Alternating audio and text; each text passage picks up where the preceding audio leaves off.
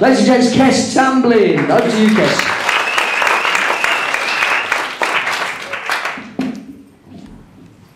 We're best friends, Jack and me. Met when we were 3 years old, or maybe 2. Of course, I don't remember anyway. Unfortunately, our mothers do. Apparently, I told him my name was Anakin Skywalker, that is my Star Wars phase. But it's okay, because he thought his was Princess Jack. So when he's mean and refers back to my geekier days, I just call him Jacqueline, and that shuts him up quite fast. At 5, our thing was Pokemon. At 7, it was climbing trees. At 8 and 9, respectively, we were cowboys, pirates, and on TV at one point. Really, Blue Peter, I think it was. And Jack wet his pants live on TV, and I nearly wet mine laughing.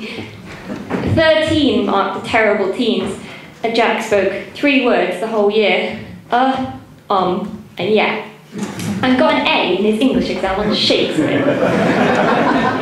15 and 16, we kind of grew apart, but he was still a huge part of my life. I still saw him every week, and I still called him Jacqueline, and he still called me a geek. And everyone always thought we'd get that happy ending, a fairy tale, long overdue, which had been hoped for, hinted at, and whispered, since we were 3 years old, or maybe 2. He writes me letters from Afghan soil now, a man, licensed to kill, and all I can think is how much I miss the little boy, and how ill it makes me feel when I think of where he is. Because we're best friends, Jack and me, and he's over there fighting for his country. And I get those letters every week, full of death and things he'll never speak of. And we're countries apart, whole worlds apart, hundreds of deaths apart, just 3 words apart. Come back home, Jack and me. And this morning I got a letter, just 3 words long, 3 words for his whole life, for our childhood years, teenagers, the laughs, the tears we caused each other, never so many before, the hope of a future 16 years longed for, and surely those 3 words should not be these ones, not missing in action.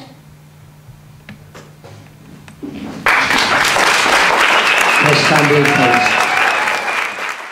Peter Whitten. Round of applause for our Pete. Peter Whitten has performed his poetry everywhere, from arty jamborees to jails and grot bars. Different venues, same old game plan. Poet in search of an audience. Ladies and gents, Pete Whitten.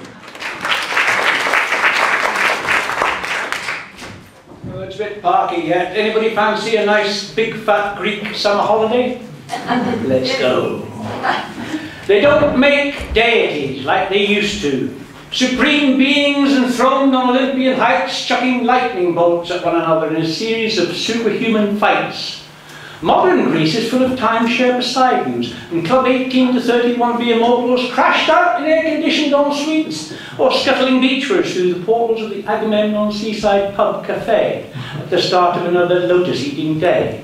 Gods on foot, on bikes, in motors, Volvos, Yamahas, Toyotas, gods in Reeboks, gods in Naf-Naf, gods in shorts that would make horse laugh, gods with muscles, handsome prongs, in posing pouches with leather thongs, gods deprived of abs and pecs, pallid, shy of the opposite sex, gods with shades and ghetto plasters, sad sartorial disasters in premiership last season strips with lime green bum bags at their hips, gods in hatchbacks, gods in pickups, gods with hangovers and hiccups from too much nectar the previous night, gods who cannot stand the sight of ambrosia in any form, gods who welcomed in the dawn kneeling over a toilet bowl in the Miramar or the Metropole, praying for the relief of pain from the unabsorbing porcelain. And of course there are hundreds of latter-day Aphrodites, Phoebes and Pandoras to be spotted. Just take a nonchalant walk along the shoreline, and there they are, dotted about all over the place with worshipful arms and legs and rows of shimmering breasts like gently poaching eggs. Goddesses in various stages of undress, some quite outrageous, some demure, the prudent goddess clad in something really modest. Goddesses who mix and match in Calvin Klein, Monsoon, Versace. Goddesses in Fruit of the Loom, competing hard for elbow room. with goddesses and kit endorsed by Nike, Levi and Lacoste. Goddesses who are having trouble remembering the stud in designer stubble who drove them home after happy hour last night in his sleek and snazzy car, took a detour through the citrus farm, switched off the engine, switched on the charm, turned more than a trifle frolicsome, and did something she's not going to tell her mum. And when night falls, the cafe floor trembles to the clatter of celestial feet, as kebab-filled divinities boogie on down to the bouzouki beat. Zeus in boots and Pan in a paisley cardigan attempting to score on the dance floor with Demeter from Dunstable and a Welsh woman police constable named Athene in an arresting bikini. Hermes from Hackney Wick, romancing Hera from Wick with acne. Eros from Jarrow, firing an arrow, the healthy miss from Hammersmith. Apollo following the daughter of a slaughterer from Bolton on the Water. All divine. Prancing, dancing, serving wine. Deified, immortalised under clear Aegean skies. Thank you. That's Peter Whittle. Catherine Newbrook. Catherine Rishi. Catherine, let's have a round of applause for Catherine then. Nice one. Catherine is a Shropshire lass and began writing several years ago. She has had some of her humorous poems and sketches performed, but this is her first slam. Another poetry slam virgin, taking it like a trooper. Ladies and gents, let's give it up for Catherine Newbrook.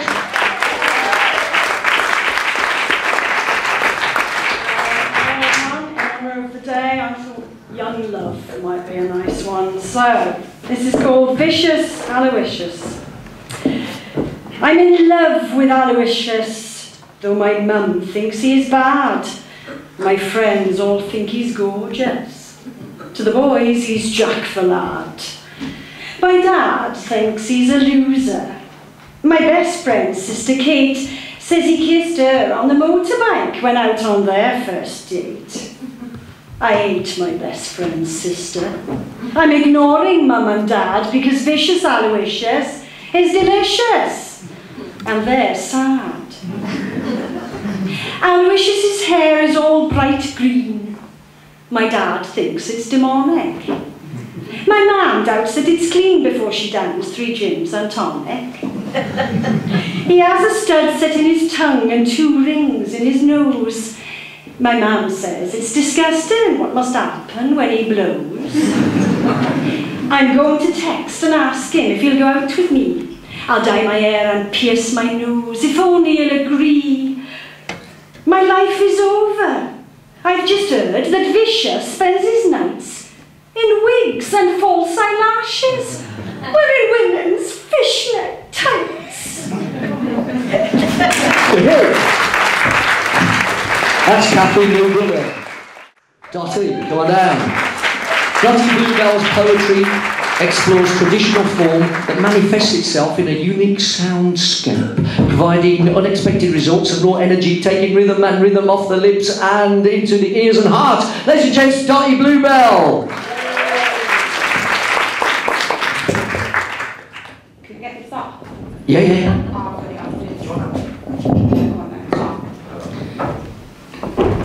Hair. My afro, frizz wig, nest head, picky sottom was the bane of my life when I was little. When I was a child, I would cry in despair, fearing the afro comb. 1 hour later, it'd feel like my scalp was bleeding. I look in the mirror and I'm sure I'm receding back into myself. I look at my brother's hair and think, why the hell is my hair white? They've got cute curls that are smooth and fine for a hairbrush. While I'm stuck in Auntie June's Friday night, plait it up high with a comb rammed in the side of my head. Overnight, I put my head in a tent and wrap it up tight. My brothers laugh and we all start to fight. Ha ha! You look bold with that on buffalo. Shut up! I shout. Buck teeth, frog face, weasel stink, get out! Red in the cheeks, steaming ears and tears streaming out my eyes and down my face, bawling myself to sleep. I wish I had hair like Mum and Snow White and Little Bo Peep. She had nice curls, you see. Then came, at the tender age of 11, my fine French ringlet curly pair. My auntie said, I take you to our kind of hairdressers. The white girl don't know what they're doing, nor did the black ones. My anticipation runs out. I enter the salon and all I can smell is burning hair mixed with pink moisturiser products, olive oil, clouds of smoke, there's music blasting, hair dries rising, my nose are frazzled and I'm looking puzzled. The shockingly tall, plump, stern-looking lady approaches us with a parting comb and a shoulder strap of a bra and she said, What you want, child? I want to look like Nina Cherry, please. She's got a wicked perm in the man-child bid. Corky, take a seat. I hear them negotiate a price. Destiny throws her dice. 50 painstaking minutes later through cussing teats and grunt, I heard her say, I'm going to apply the solution. Roll up your hair. Then you must sit quiet and quiet. Off she goes. I can hear them joking and smoking behind the flimsy rattan screen about how she wishes she was white. I can see a girl reflected in the mirror getting all uptight and fidgety in the chair. She's not sure if it's, you know, like smoke wafting out her hair. And I'm thinking to myself, oh my God, curly pearl rollers. My head feels like it's in knots. Hoping to God I'm not part of their plots. 4 hours later, I finally get home. I run to the bathroom to put my Alice band back on. I come down the stairs as my brothers come storming in, yelling at me, you look like Nina Cherry in the man-child vid, but your feet stink and your teeth are green. Back in the hall in the mirror, pulling a frown at my burnt crown saying, when's it gonna go wrong? This isn't nice. I'm stuck with this hair my whole flipping life. I turn around as my cousin comes in, screws up his face and he goes, are you wearing a wig? I stare to the ceiling as my heart begins to sink. Rage washes in and I run over and boot him in his shins. It all ends then as Dad steps in and quietly says as he always did, oi, you lot, leave her alone. Wow, Bab, you look like Nina Cherry in a man-child vid. Thanks, Dad! And then I knew that I did. Thank you! That's Dottie Blue Bell. Round of applause for Cleo. He's ever so close to the thing. Cleo is like Ringo, a lapsed itinerant scouser. Hey. That's what it says here. The one is a poet, the other is a plonker. You've got 3 minutes to make your own mind up. Ladies and gents, please welcome Cleo.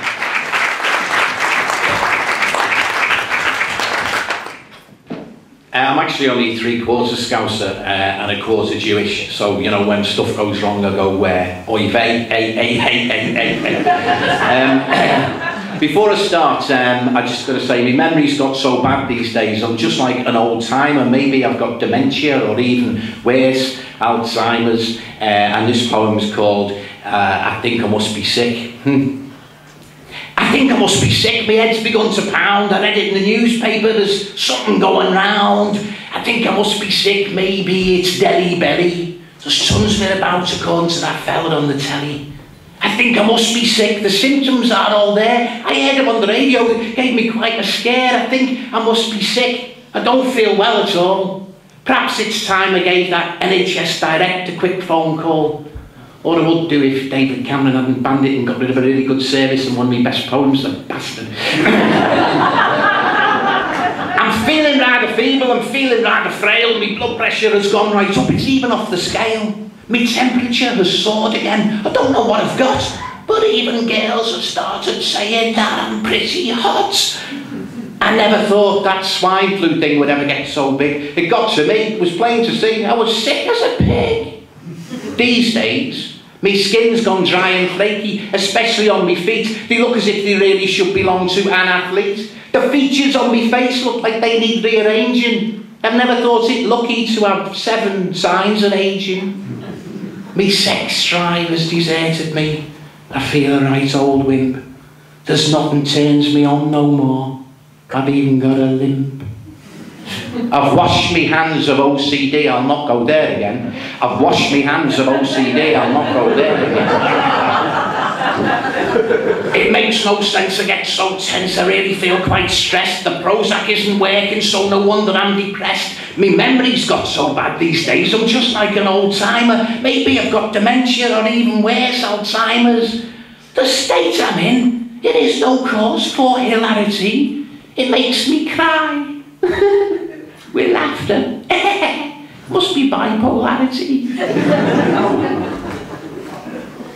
Dyslexia is worse today than yesterday by far. Last night I went out for a pint and walked into a bra. I'm worried about obesity, I might just get too fat. I'm hoping the anorexia will help take care of that. I tell you, I'm not really well, it's not just in my head. I know yous don't believe me, but you were wrong, because I am dead. Thank you. Ladies and gents, Cleo.